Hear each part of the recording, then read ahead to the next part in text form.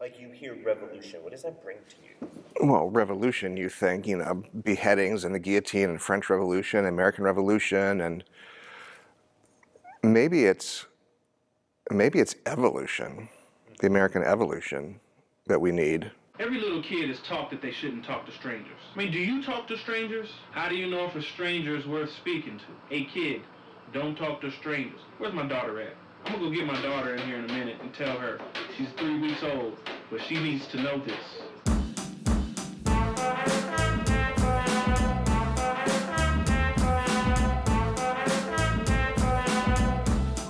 To be an American means to have the freedom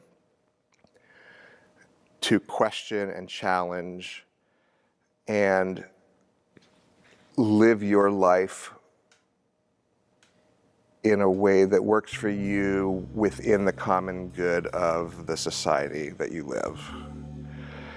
And it comes with responsibilities, and it's to be an American, which I think a lot of people don't do, unfortunately. Vote. I think about all this fucking immigration stuff going on, and the visa lottery, and we're only going to bring in those who we want to bring in. Well, what the fuck's that mean? We need people who are good people to come in. This is a liberal statement, right? And I happen to believe who are going to be good members of society, who are going to do all the things that keep our society going. We can't bring in all doctors from India because someone has to wash the dishes in the restaurant and work their way up.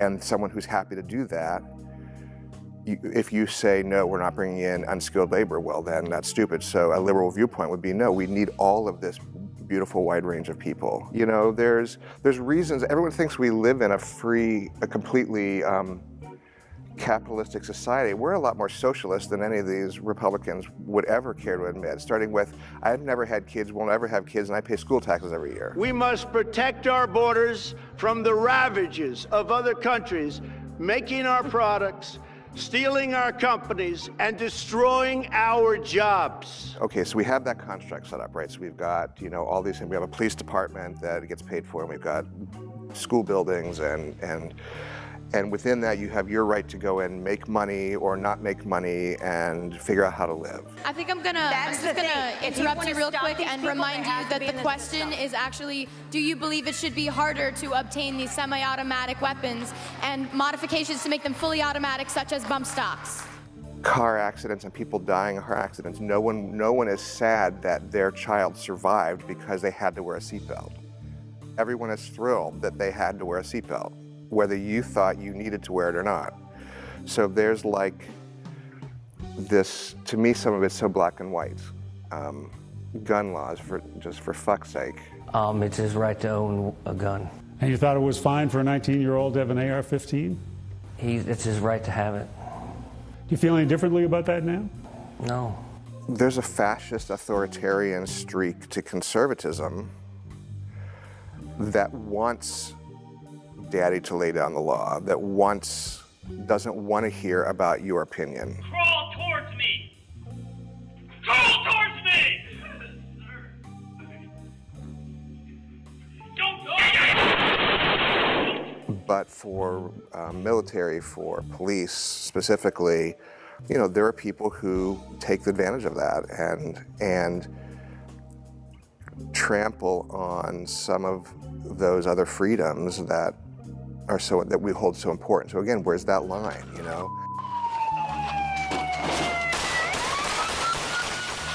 So I think that you can support police and the job they do and still call them out for when the general them, for whenever they fuck up. So growing up, or not even growing up, when I was a teenager and a young adult, and AIDS was ravaging the world and the United States, and ACT UP came out, and they went to the cathedral in New York City and threw communion wafers on the floor, and everyone was aghast at that. And I even remember thinking at the time, no, that's a step too far. Well, no, you know what? No one heard the gay community until people threw communion wafers on the floor. What would I be personally willing to give up? It's hard. Again, I don't want to give it all up. You know what I mean? It's like, it's that thing, like, but I also don't want to be pulled over by the cops because of the color of my skin, like my friend, you know?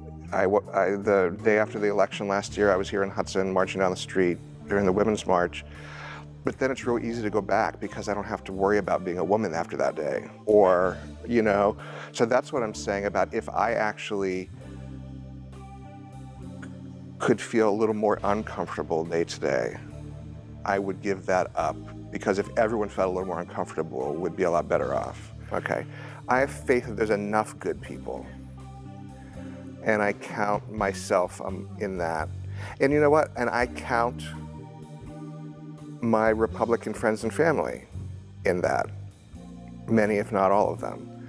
I have faith that we can sit at that table and find that common ground based on facts and not opinions. There is a reason why the familiar is safe, so we keep repeating it. We've already been there.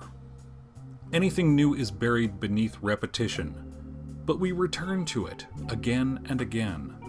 Sometimes life goes right ahead, but there are curves in the road to remind yourself of some other type of motion. The further you go on that path, curving back into yourself, the more you dig yourself into yourself. With no other perspective to reach you, way down into that rut you've walked and dug yourself into. A channel turning upon itself until you don't even realize where you are.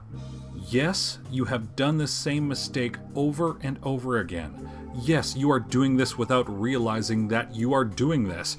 Yes, this blind motion is a slow spinning spiral. You are circling round the soul drain. It doesn't matter what speed. If you go slow enough, even the curved parts look like a straight path. Only when you recognize the loop can you learn from it. You're saying it's a falsehood, and they're giving, Sean Spicer, our press secretary, gave alternative facts. I think, though, you really hit on something, because part of the reason that I'm concerned that we're post-fact, post-truth, is because if anyone can say anything, then what is anything? Like, if everybody's somebody, then nobody's anybody. Have you ever hear that saying? It's like the thing is true also. If everything is true, then nothing's true. Like, you know, take the sky example. I say the sky is gray, and you say the sky is, you know, yellow, like I said. No, it's gray.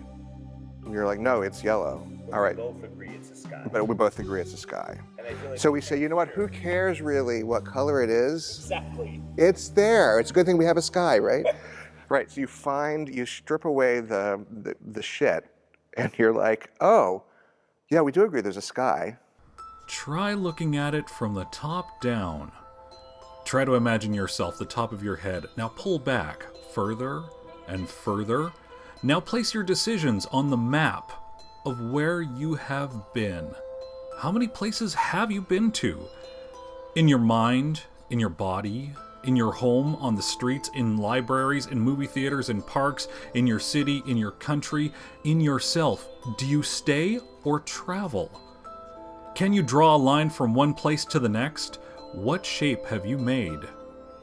Do you forever move forward, leaving a wake of happiness? Or do you spin in one place, forever in a selfish, closed-off loop, not touching anything?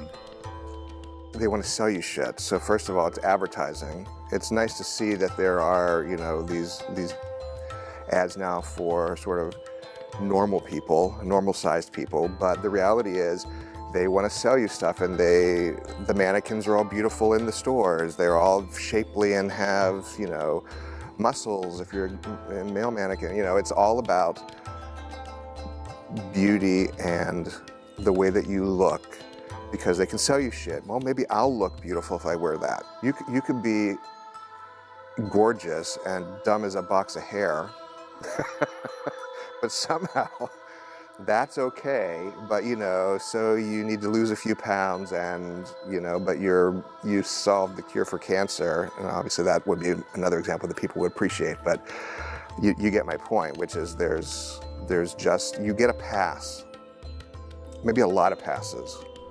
There are distances, between your comfort zone and where magic blooms. Spaces where amazing places can become a part of you. Just imagine how beautiful and magnificent your map will be, and step forward.